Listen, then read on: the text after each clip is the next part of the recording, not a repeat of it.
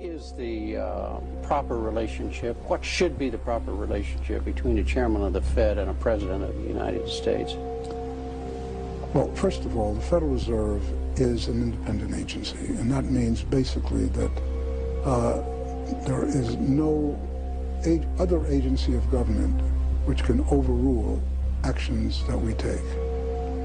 So long as that is in place and there is no evidence that the administration or the Congress or anybody else is requesting that we do things other than what we think is the appropriate thing, then what the relationships are don't frankly matter. The President of the United States. These United States are confronted with an economic affliction of great proportions. America may be headed for a recession. And I must say to you that the state of the Union is not good. Our trade deficit is too large. Part of our trouble is that we have been self-indulgent, and now the bill has come due. Unless we act forcefully, and now, the economy will get worse. But I pledge to you tonight that the full powers of this government will be used to keep America's economy producing. What we need is spending discipline in Washington, D.C. And thus restore balance to our economy. We will continue along the path toward a balanced budget. Once it's balanced, we will start paying off the national debt. And now we are on course for budget surpluses for the next 25 years. A stronger nation and economy requires more than a balanced budget. Only a true partnership between government and the people can ever hope to reach these goals. We must act today in order to preserve tomorrow. We must solve problems, not leave them to future generations. We won't leave it to our children and our grandchildren. We must not go back to unwise spending. We must strive to break the calamitous cycle and help dispel the uncertainty that so many feel about our economy. And tonight, that cause goes on. God bless.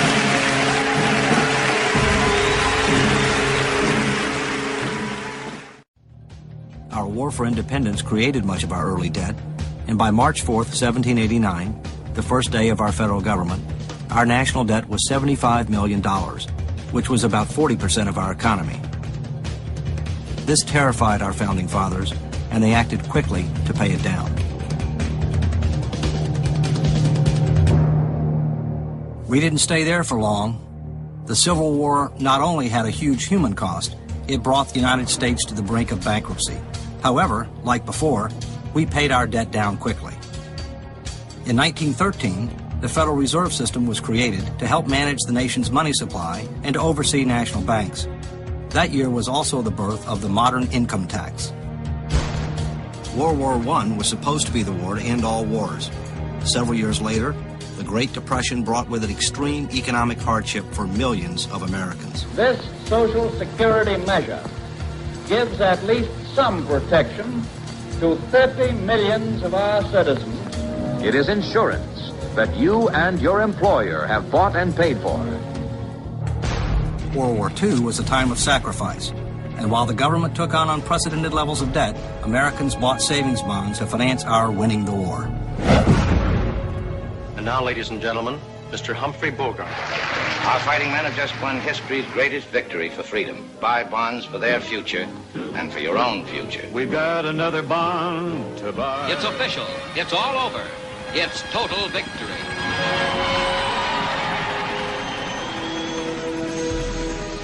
The large military and social spending practices of the 1960s and 70s were two key factors that led to a major economic downturn by the end of the 1970s. The 1980s saw the rise of supply-side economics. It's morning again in America. Reaganomics. You're the trickle-down theory guy. I'm betting my reputation on it. The controversial Laffer curve proposed that lower marginal tax rates would eventually generate higher tax revenues. The theory did have its critics. Let me just give you a difference that I have with Governor Reagan on taxes. It is what I call a voodoo economic policy. For decades, we have piled deficit upon deficit mortgaging our future and our children's future for the temporary convenience of the present. Read my lips. The debate over supply-side economics continues to this day. But what is not debatable is that the federal debt exploded in the 1980s. A fundamental shift had occurred. America was becoming addicted to debt. Never before in our history had so much debt been created during an era of relative peace and prosperity. Yes, the Cold War ended, but it came at an extremely high price, and people from across the political spectrum were becoming very alarmed.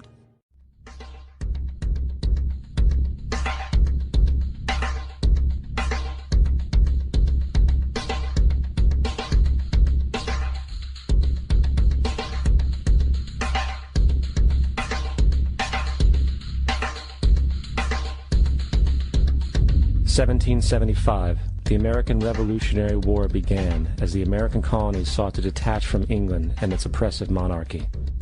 Though many reasons are cited for the revolution, one in particular sticks out as the prime cause: that King George III of England outlawed the interest-free, independent currency the colonies were producing and using for themselves, in turn forcing them to borrow money from the Central Bank of England at interest, immediately putting the colonies into debt. And, as Benjamin Franklin later wrote, the refusal of King George III to allow the colonies to operate an honest money system which freed the ordinary man from the clutches of the money manipulators was probably the prime cause of the revolution. In 1783, America won its independence from England.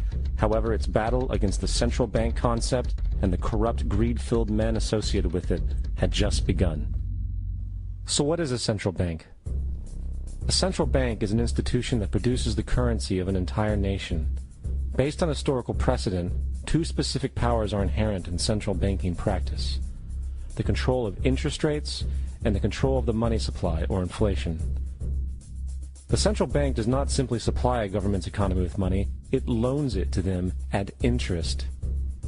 Then, through the use of increasing and decreasing the supply of money, the central bank regulates the value of the currency being issued. It is critical to understand that the entire structure of this system can only produce one thing in the long run: debt.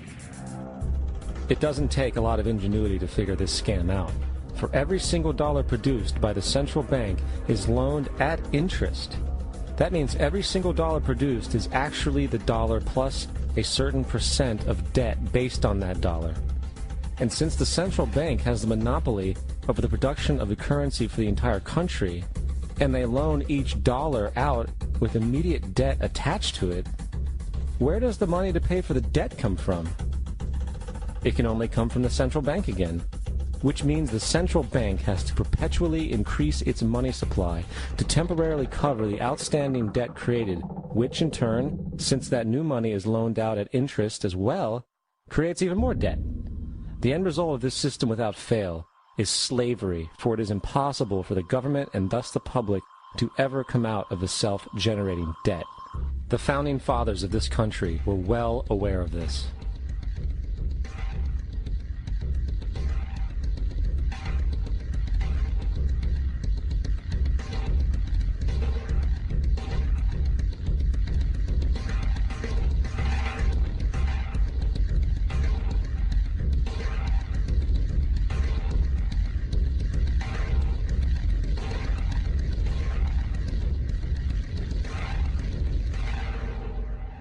By the early 20th century, the U.S. had already implemented and removed a few central banking systems, which were swindled into place by ruthless banking interests. At this time, the dominant families in the banking and business world were the Rockefellers, the Morgans, the Warburgs, the Rothschilds. And in the early 1900s, they sought to push once again legislation to create another central bank. However, they knew the government and public were very weary of such an institution, so they needed to create an incident to affect public opinion. So, J.P. Morgan, publicly considered a financial luminary at the time, exploited his mass influence by publishing rumors that a prominent bank in New York was insolvent or bankrupt. Morgan knew this would cause mass hysteria, which would affect other banks as well. And it did. The public, in fear of losing their deposits, immediately began mass withdrawals. Consequently, the banks were forced to call in their loans, causing the recipients to sell their property, and thus a spiral of bankruptcies, repossessions, and turmoil emerged. Putting the pieces together a few years later, Frederick Allen of Life magazine wrote, "The Morgan interests took advantage to precipitate the panic, guiding it shrewdly as it progressed." Unaware of the fraud, the Panic of 1907 led to a congressional investigation headed by Senator Nelson Aldrich, who had intimate ties to the banking cartels and later became part of the Rockefeller family through marriage. The commission, led by Aldrich, recommended a central bank should be implemented so a panic like 1907 could never happen again. This was the spark the international bankers needed to initiate their plan. In 1910, a secret meeting was held at a J.P. Morgan estate on Jekyll Island off the coast of Georgia. It was there that the central banking bill called the Federal Reserve Act was written. This legislation was written by bankers, not lawmakers. This meeting was so secretive, so concealed from government and public knowledge that the 10 or so figures who attended disguised their names when en route to the island. After this bill was constructed, it was then handed over to their political frontman, Senator Nelson Aldrich, to push through Congress. And in 1913, with heavy political sponsorship by the bankers, Woodrow Wilson became president, having already agreed to sign the Federal Reserve Act in exchange for campaign support. And 2 days before Christmas, when most of Congress was at home with their families, the Federal Reserve Act was voted in, and Wilson in turn made it law. Later, Woodrow Wilson wrote, in regret,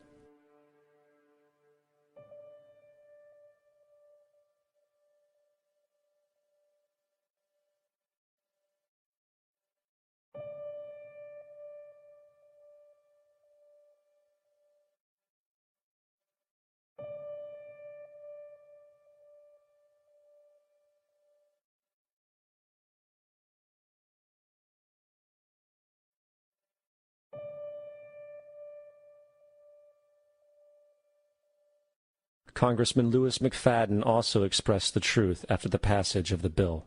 A world banking system was being set up here, a superstate controlled by international bankers, acting together to enslave the world for their own pleasure. The Fed has usurped the government.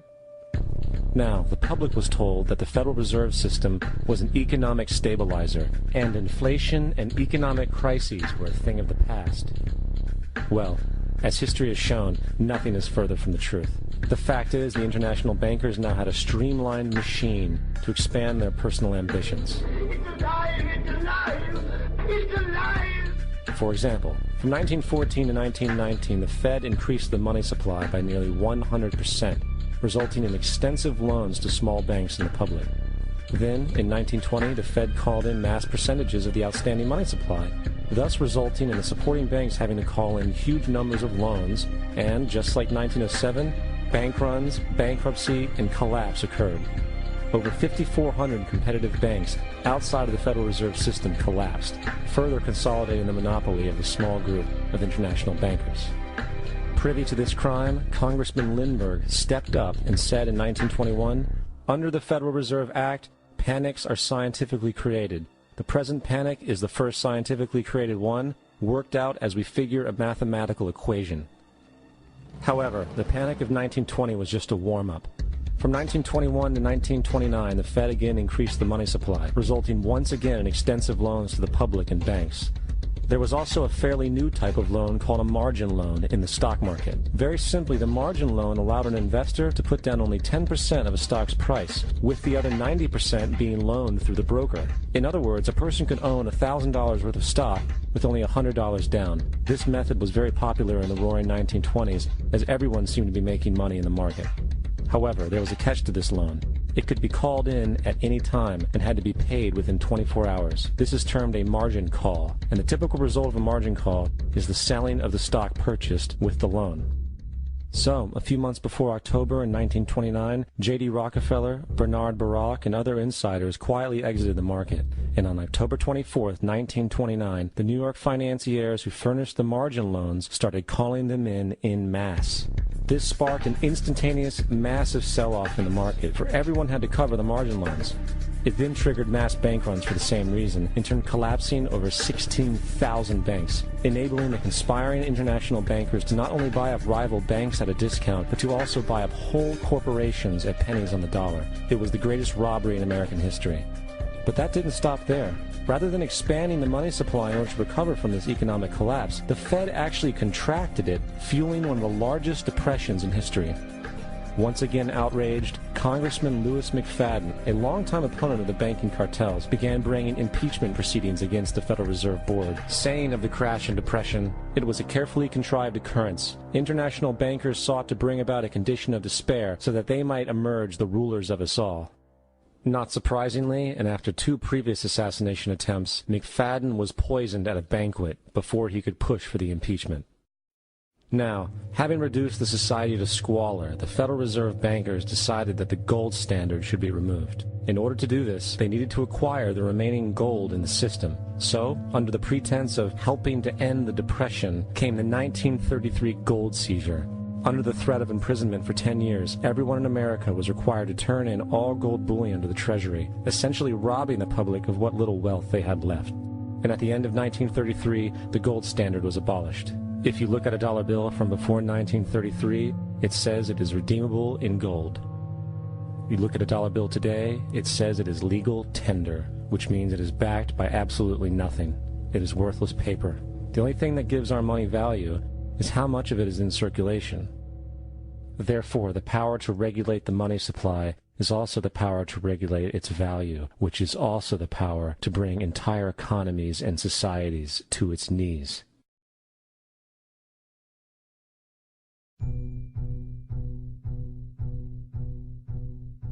It's important to clearly understand the Federal Reserve is a private corporation. It is about as Federal Express. It makes its own policies and is under virtually no regulation by the U.S. government. It is a private bank that loans all the currency at interest to the government, completely consistent with the fraudulent central banking model that the country sought to escape from when it declared independence in the American Revolutionary War. Now, going back to 1913, the Federal Reserve Act was not the only unconstitutional bill pushed through Congress. They also pushed the federal income tax. It's worthwhile to point out that the American public's ignorance towards the federal income tax is a testament to how dumbed down and oblivious the American population really is. First of all, the federal income tax is completely unconstitutional, as it is a direct, unapportioned tax. All direct taxes have to be apportioned to be legal based on the Constitution. Secondly, the required number of states in order to ratify the amendment to allow the income tax was never met, and this has even been cited in modern court cases.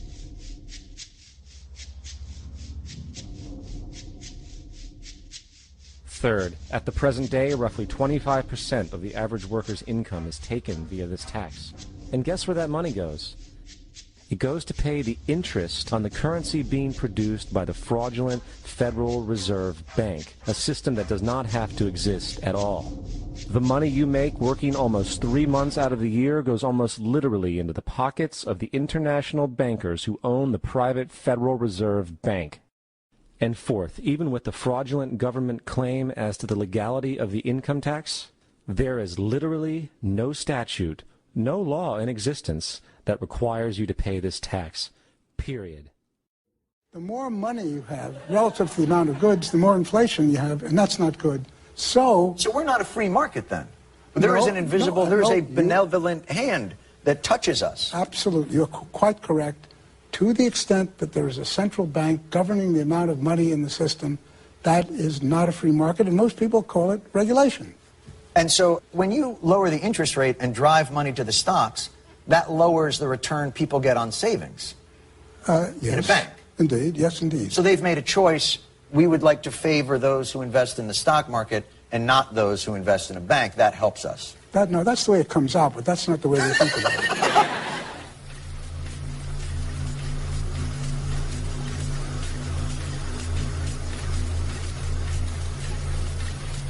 this bigger. Well, this is about Bernanke. This is about Bernanke. He has to be on that call. Forget the investors. The investors are going to do it. If Bernanke Bernanke needs to open the discount window. That's how bad things are out there. Bernanke needs to focus on this. Alan Greenspan told everyone to take a teaser rate and then raise the rate 17 times. And Bernanke is being an academic. It is no time to be an academic. Listen, open the darn Fed window. He has no idea how bad it is out there. He has no idea. He has no idea. Kramer. I have talked to the heads of almost every single one of these firms in the last 72 hours, and he has no idea what it's like out there. None! My people have been in this game for 25 years, and they are losing their jobs, and these firms are going to go out of business, and he's nuts! They're nuts! They know nothing!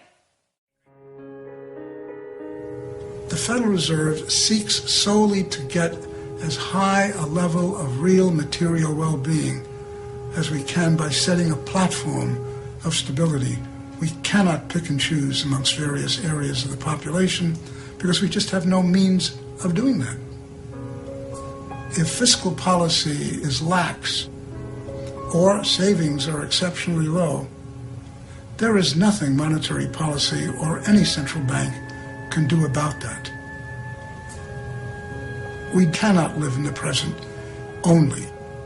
Human beings cannot survive unless they create provision for the future. In 2007, China had the largest trade surplus in the world. And who was dead last? The United States of America.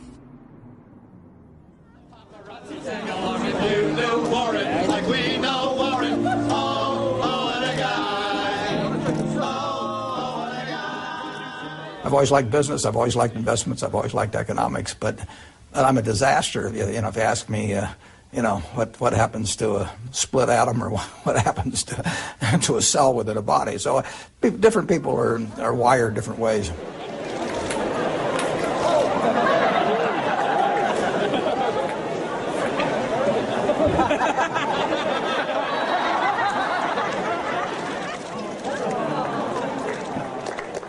A few years ago, I wrote an article for Fortune on sort of the parable of Squandersville and Thriftsville, which was designed to simplify for people problems inherent in persistent and large trade imbalances.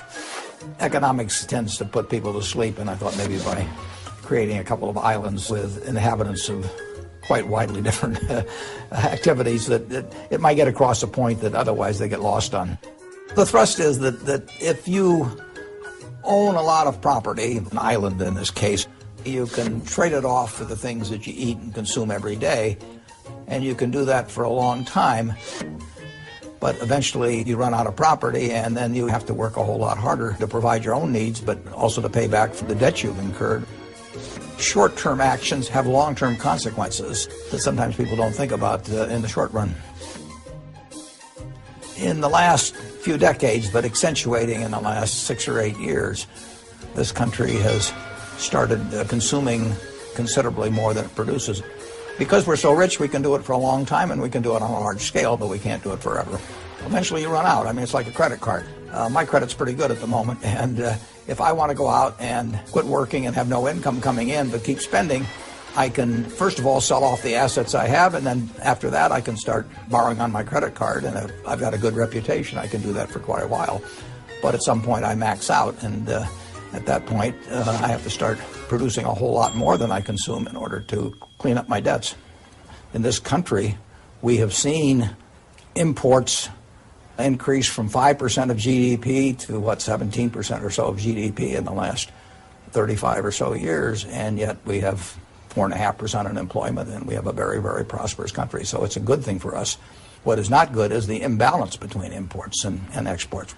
The rest of the world is buying more and more of our goods all the time, but at an even greater rate, we're buying more and more of theirs. That's not good. More trade overall is good as long as it's true trade. If it's pseudo-trade, where we're buying but not selling, I do not think that's good over time. If you're buying more than you're selling, which is what a trade deficit is, eventually your trading partners are going to own a lot of your wealth. When they are not buying your goods and services with this money, they will be looking for ways to invest it. Running large and persistent trade imbalances can be problematic, especially when a country has a low savings rate and its government needs to borrow more money every year to pay its bills. In the fall of 1956, the world was on the brink of a major international conflict. America's allies, Britain and France, were engaged in a battle against Egypt over control of the Suez Canal. The Soviet Union was threatening to intervene on the side of Egypt. America wanted to avoid military action at any cost and demanded that the British and French allies withdraw from the region. When their request was denied, the U.S. turned to financial warfare. America, which at that time owned much of England's debt, threatened to sell off or dump a significant part of its holdings in the British pound. So, as far as going into any kind of military action under present conditions, of course we're not. This would have effectively destroyed England's currency. The result? All British and French military forces withdrew from the Suez region within weeks. Some historians consider this the exact moment that the British Empire ceased to exist. Do you think there's a risk of a recession? How do you rate that? You know, you need to talk to economists. I think I got a B in Econ 101.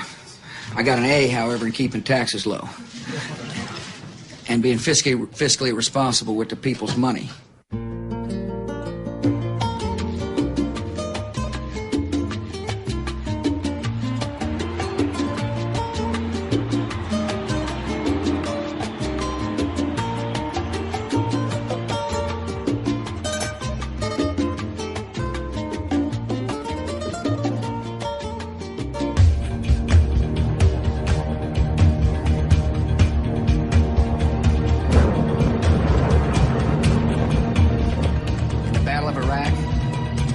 States and our allies have prevailed.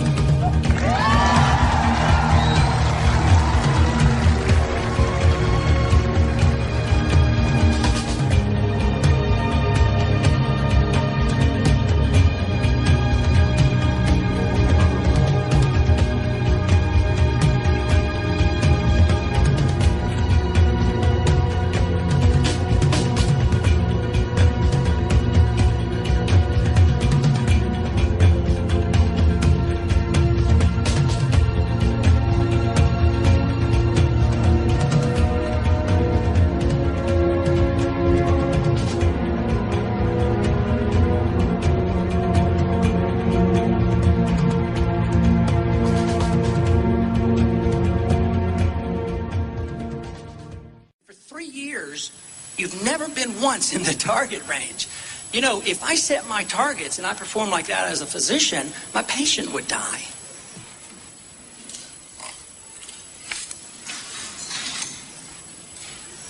Is the gentleman finished? Yeah, thank you very much, Dr. Paul. Mr. Watts. Thank you, Mr. Chairman.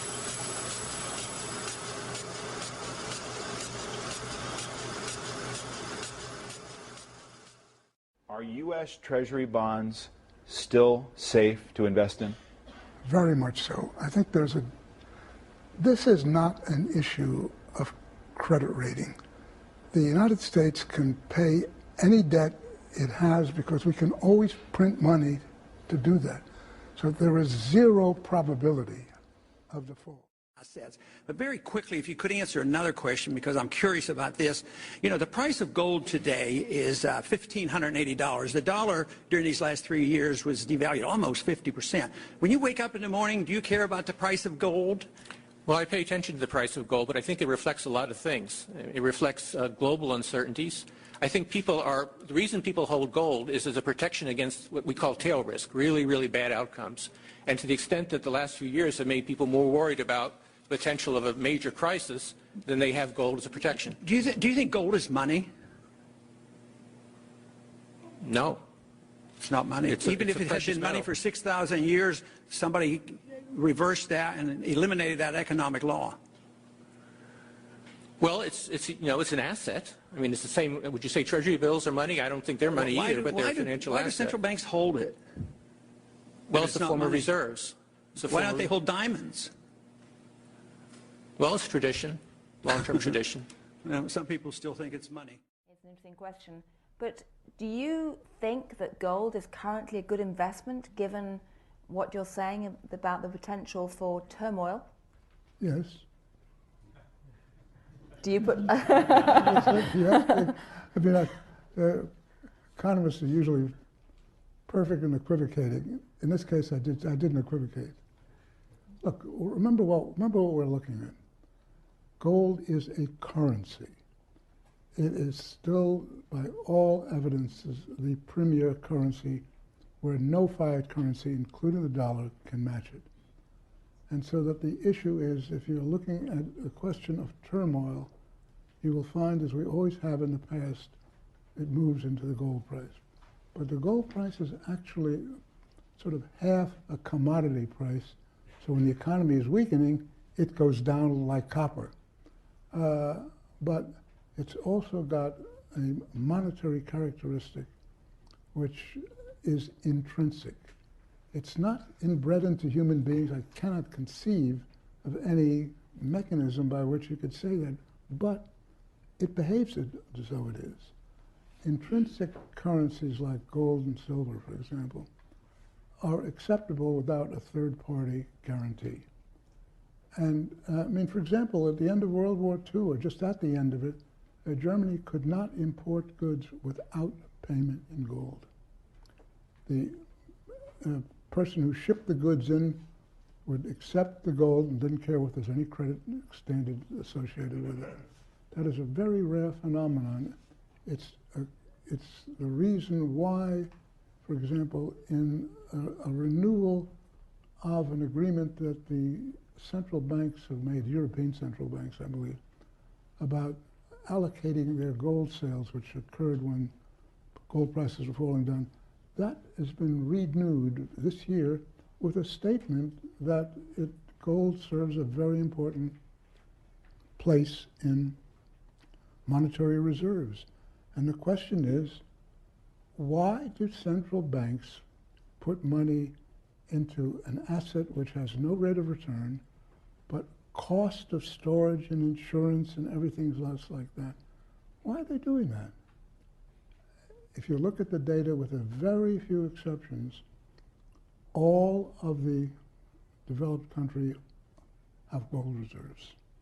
Why? Well, I imagine right now it's because of a question mark hanging over the value of fiat currency or the credibility going forward. Well, that's what I'm getting at. Every time you get some really serious question, the 50% of the gold price determination begins to move. Right. And I think it is fascinating. I don't know, is Ben Steele in the audience? Yes. There he is, okay. Before you read my book, go read Ben's book. The reason is you'll find it fascinating on exactly this issue, because here you had the ultimate test at the Mount Washington Hotel in 1944 of the real intellectual debate between those who wanted an international fiat currency, which was embodied in John Maynard Keynes' construct of a bank whore, and he was there in 1944, holding forth with all of his prestige, but couldn't counter the fact that the United States dollar was convertible into gold, and that was the major draw. Everyone wanted America's gold, and I think that Ben really described that in extraordinarily useful terms as far as I can see. Anyway, thank you. Right. Well, I'm sure with comments like that, that will be turning you into a rock star amongst the gold bug community. Surprising to me that it's gotten essentially no mainstream media coverage at all, because we're talking about so much money. The Federal Reserve is the black hole in American democracy. All we have to say is, what do they have to hide? The Federal Reserve had a responsibility to provide oversight for the conduct of banks. They didn't do that. It's known as one of the most powerful and secretive institutions in Washington. And now, President Obama wants to hand the Federal Reserve even more power. I am proposing that the Federal Reserve be granted new authority and accountability for regulating bank holding companies and other large firms that pose a risk to the entire economy in the event of failure. The president's plan to make the Fed the systemic risk regulator has raised eyebrows on Capitol Hill. The president's financial reform proposal has included broad and sweeping increases in Chairman Bernanke or his successor's powers. And if that power is used, what will be the oversight? I believe that we have to adequately audit the Federal Reserve before any consideration is given to making the Federal Reserve the systemic risk regulator.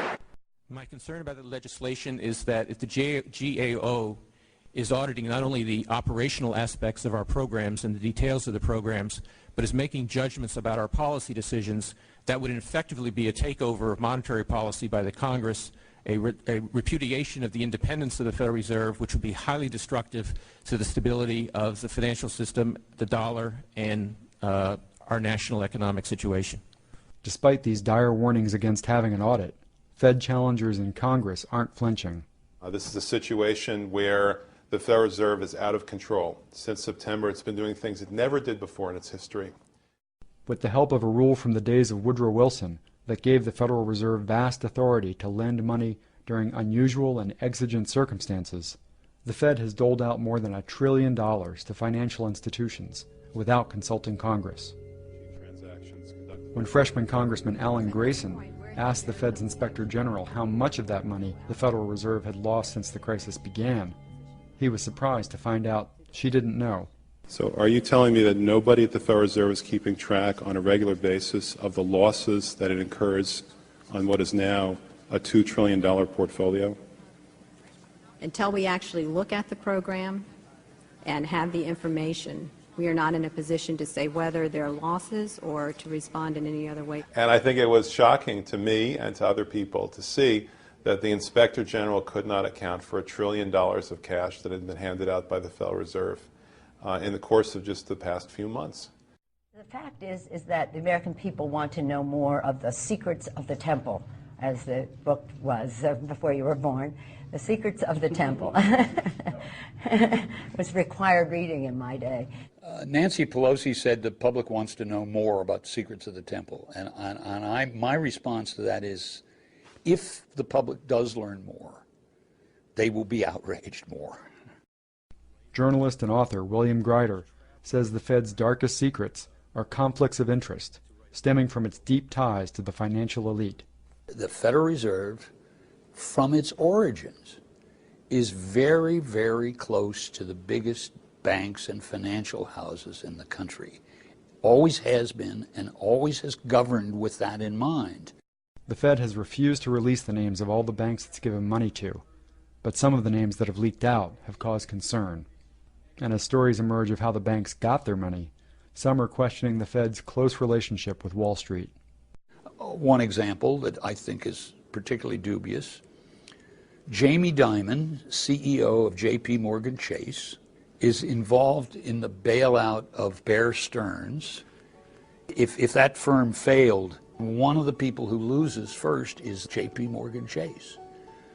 So he is also saved by the bailout of Bear Stearns. So he graciously agrees to take over Bear Stearns if the Federal Reserve will put up $30 billion to cover his losses. What I find troubling is that Jamie Dimon sits on the board of directors of the New York Federal Reserve Bank.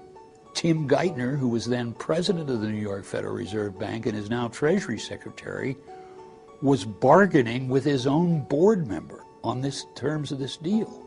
So I think what's happened in this crisis is that people all over the country have been able to see there's something illegitimate about this. They may not be able to put their finger on it, but this doesn't feel right. And some people are getting downright angry, and that includes a lot of members of Congress.